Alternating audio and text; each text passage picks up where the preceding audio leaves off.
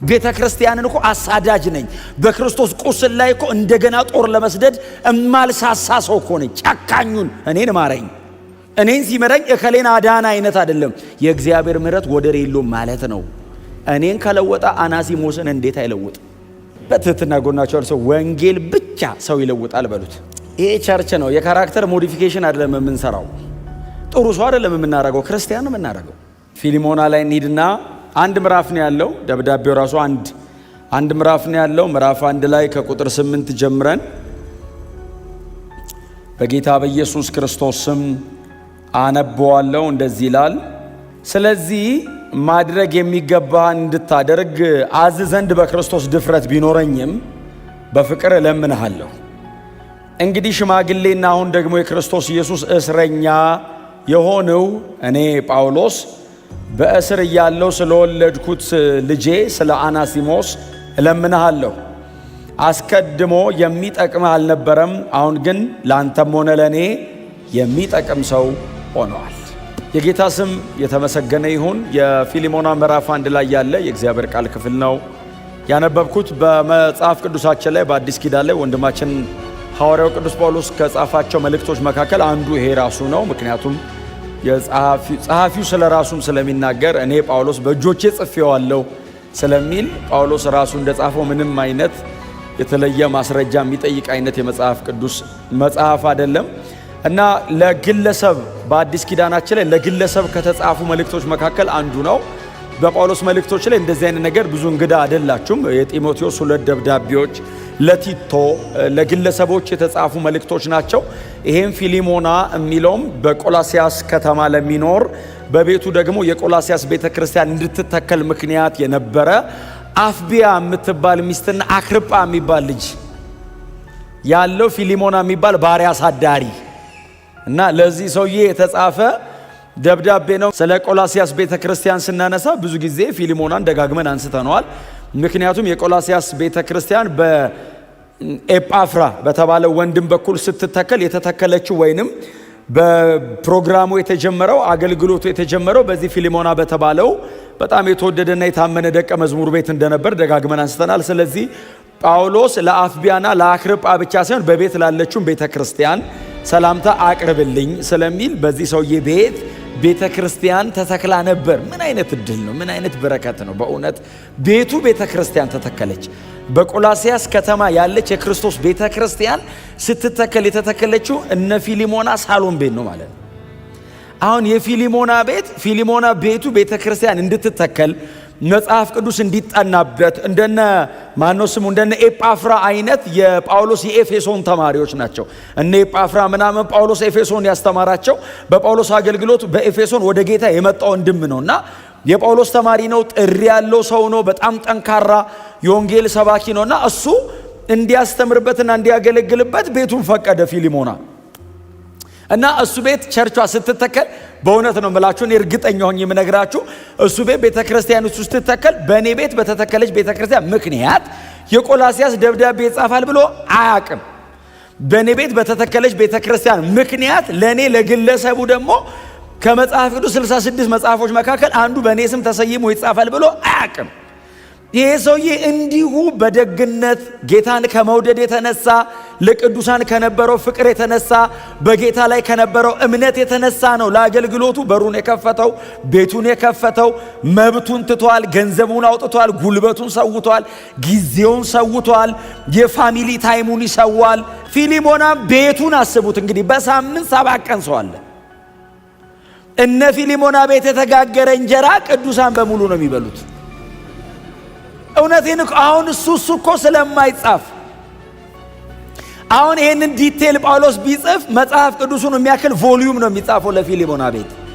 ጳውሎስ ዋና ነገር ብቻ ስለጻፈ እንጂ ፊሊሞና ያልሰዋው፣ ፊሊሞና ያልከፈለው፣ ፊሊሞና ያላደረገው እግዚአብሔር ፊሊሞናን ለግሉ አይደለም የጠየቀው፣ ቤተሰቡን ጠየቀው፣ ፕራይቬት ታይሙን ጠየቀው፣ የግል ጉዳዮቹን ጠየቀው።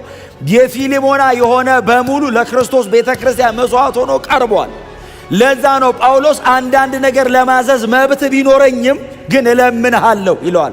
ለምን? ኦሬዲ ዋጋ እየከፈልክ ነው። ኦሬዲ ረጅም መንገድ መታል። እንደ ሐዋርያነቴ እንደ ክርስቶስ ቤተ ክርስቲያን እረኝነቴ በእግዚአብሔር ቤት ላይ እንዳለኝ ስልጣን ማዘዝ እችላለሁ፣ ግን እለምንሃለሁ ነው የሚለው። ለምንድነው የሚለምነው? አያዝም እንዴ ጳውሎስ? ሂዱና የቆሮንቶስን ቸርች አንብቡ። ምዕራፍ 4 ምዕራፍ 5 አንደኛ ቆሮንቶስ አዛለሁ፣ ለሰይጣን አሳልፌ እሰጣለሁ። እንደዚህ ያዛል። ሐዋርያዊ መብቱን ይጠቀማል። እዚህ ጋር አይጠቀምም። በፍቅር ነው። ለምን? የፊሊሞና ህይወት፣ የፊሊሞና አቋም፣ የፊሊሞና ዋጋ መክፈል ጳውሎስን እንደዚህ ረጅም ርቀት እንዲሄድ ያደርገዋል። እና ባሪያ አሳዳሪ ነው የሰውዬ። ቆላሲያስ ከተማ ካሉ ሰዎች ማለት አንዱ ነው። አይ ቲንክ ጥሩ ቤት አለው፣ ደህና ቤት ይኖረዋል። ቤተ ክርስቲያን እሱ ቤት ነው ያለችው። ቁጥራቸው በጣም ትልቅ የሚባል ቁጥር አይደለም። አይ ቲንክ 20 አካባቢ እንደነበሩ አንዴ ሳጠና ይቻለሁ። 19 20 ናቸው መሰለኝ። እነሱ 20 ናቸው። ለ20ው አንዴ ለቸርቿ አንዴ ደግሞ ቤቱ ለሰጠው ሰውዬ ደብዳቤ ተጽፏል። እና ባሪያ አሳዳሪ ነው ማለት ባሮች አሉት ማለት ነው። እና ከነበሩት ባሮች መካከል ይሄ ደብዳቤ እንዲጻፍ ምክንያት የነበረው ባሪያ አናሲሞስ ይባላል። እና አናሲሞስ የፊሊሞና ባሪያ ሆኖ ሳለ እንግዲህ ገንዘብ ነገር ሳይሰርቅ አልቀረም። ምክንያቱም ዕዳ ቢኖርበት እኔ እከፍላለሁ ይላል። ሰርቋል። አይዟችሁ በጌታ ነው። አይዟችሁ ትዝ አይበላችሁ የድሮ። አሁን በጌታ ነን፣ ቸርች ነን። እኔ አሁን የማወራው እሱን ነው። እና ሰርቋል። ሰርቆ ከቆላሲያስ ወደ ሮም ሄደ። ደብዳቤው የሚጻፈው ከሮም ነው።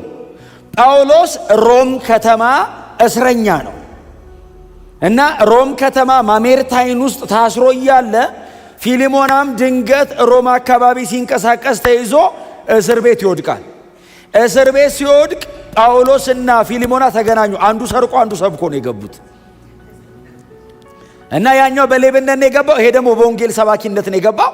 ጳውሎስ ሲያገኘው፣ ጳውሎስ ደግሞ ታውቃላችሁ ምንም አይመርጥም። ነፍስ ገሎ የሚግባ ሰርቆ የሚግባ ዝም ብሎ የሚግባ ካገኘ ወንጌል ነው የሚሰብክ።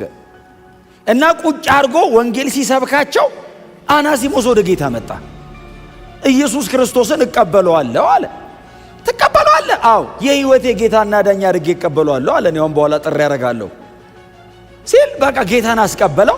ማስቀበል ብቻ አይደለም፣ የእስር ጊዜውን እስኪጨርስ ድረስ አስተማረው። ቁጭ አርጎ የክርስትናን የመጀመሪያ ትምህርት አስተማረው። በጌታ ወንድም መሆኑን አረጋገጠ። ዝም ብሎ አስተምሮ ስለለቀቀው አይደለም የሚጽፍለት። በጌታ የታመነ ወንድም ነው፣ ለእኔ ልጄ ነው፣ ላንተ ወንድምህ ነው ይለዋል። አሁን ጌታና ባሪያ አትሆኑም አለው። አሁን አናሲሞስ ጌታ ቀይሯል። አንተ ጌታው አትሆንም፣ ኢየሱስ ነው ጌታው። ኢየሱስ የአናሲሞስም የፊሊሞናም የጋራ ጌታ ነው። አሜን በሏ።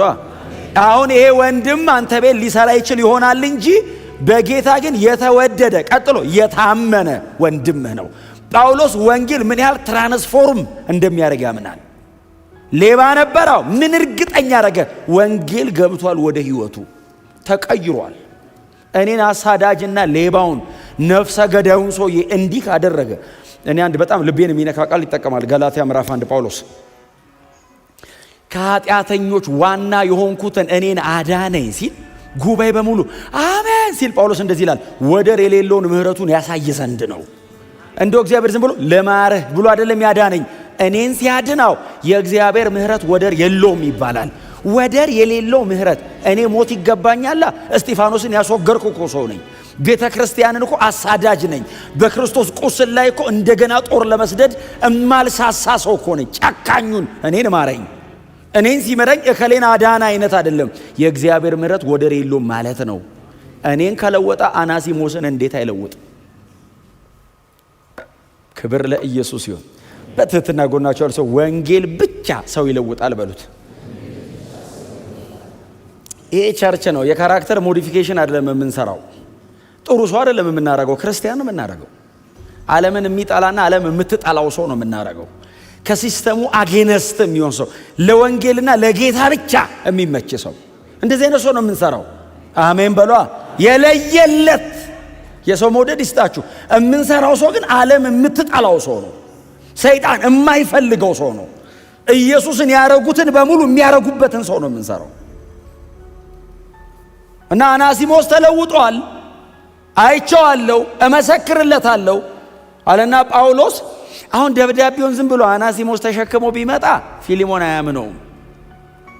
ስለዚህ ጳውሎስ 60 ዓመተ ምህረት ላይ ነው ባይዞ ይሄ ሁሉ ታሪክ የተከናወነው 60 ኤዲ ላይ ነውና ቁጭ ብሎ ሲጽፍ ዝም ፊሊሞናን ብቻ ጽፋለሁ አለ። አው ቆላሲያስን ደብዳቤን በዛው ልጻፋ ቸርች እዛው አይደል እሱ ቤት አይደል ቸርቹ የቆላሲያስ ቸርች ማውን ችግር ውስጥ አይደል ያለችው። አሁን ኖስቲሳውያንና ጁዳይ ምንድነው አይሁዳውያን እምነት አራማጆቹ ሁለቱ ሊገነጥሏት ነው። ለቆላሲያስ ትምህርተ ክርስቶስን፣ ለፊሊሞና የባሪያ ነጻነትን፣ ለኤፌሶን ቸርች ደግሞ የክርስቶስ አካል መሆንን ብሎ 3 ደብዳቤ ባንዴ ጻፈ። ባይዘው የሚወስድለት ሲያገኝ ጳውሎስ 3 ደብዳቤ ኤፌሶንን፣ ቆላሲያስንና ፊሊሞናን ባንዴ ነው የጻፋቸው። ባይዘው ቲኪቆስ የሚባል ደቀ መዝሙር ለቲኪቆስ ና አለ። አቤት አልመጣ። ከዛ ይሄንን ለኤፌሶን ኤፌሶን ትሄድና ጢሞቴዎስ ነው ፓስተሯ ኤፌሶን ቸርች ወስደ ለጢሞቴዎስ ስጠልኝ ይሄን አደራ እሺ አለ። ከዛ ደግሞ ጻፍ አረጋና ኤጳፍራ ባይዘው ከፍርጊያ ከመቄዶንያ ከፍርጊያ አቋርጦ በዛ ኤፌሶን ሄዶ ከኤፌሶን አቶት እንደገና ሮም መጥቷል ጳውሎስን ለማግኘት። ከዛ ደግሞ ለኤጳፍራም በዛውም ደግሞ ኤጳፍራም እየደከመ ነው ብሎ ቆላሲያስን ጻፈ። ይሄንን ግን ቆላሲያስ ስትሄዱ ለፊሊሞና ስጡልኝ የተከበረ ሰው። 3 የመጽሐፍ ቅዱስ የአዲስ ኪዳን 3 መጽሐፎች በዛን ቀን ተጻፉ። ጳውሎስ ደብዳቤ ነው የጻፈው፣ መንፈስ ቅዱስ መጽሐፍ ቅዱስ ነው የሚጽፈው። ጳውሎስ የቤተ ክርስቲያን ማበረታቻ ይጽፋል፣ መንፈስ ቅዱስ ስተት አልባ መጽሐፍ ይጽፋል። ስክሪፕቸር ተጻፈ። ታውቃለህ እግዚአብሔር ምን ያህል ቢያምናቸው ነው መጽሐፍ ቅዱስ በእጃቸው ያጽፍ ነበር። እስትንፋሰ መለኮት ያለው መጽሐፍ እንደዚህ እነሱ እንደዚህ ሲጽፉ ይጽፋል እንጂ ጳውሎስ አሁን መጽሐፍ ቅዱስ እንደሆነ ቢያውቃውን እንደኔ አይልም እኮ እንደኔም ግን መጽሐፍ ቅዱስ ሆነ። አይገርማችሁም? እንደኔንም ወሰደበት እግዚአብሔር። መጽሐፍ ቅዱስ የእግዚአብሔር ቃል ነው። እስቲ አሜን በሉ። ክብር ለኢየሱስ ይሁን።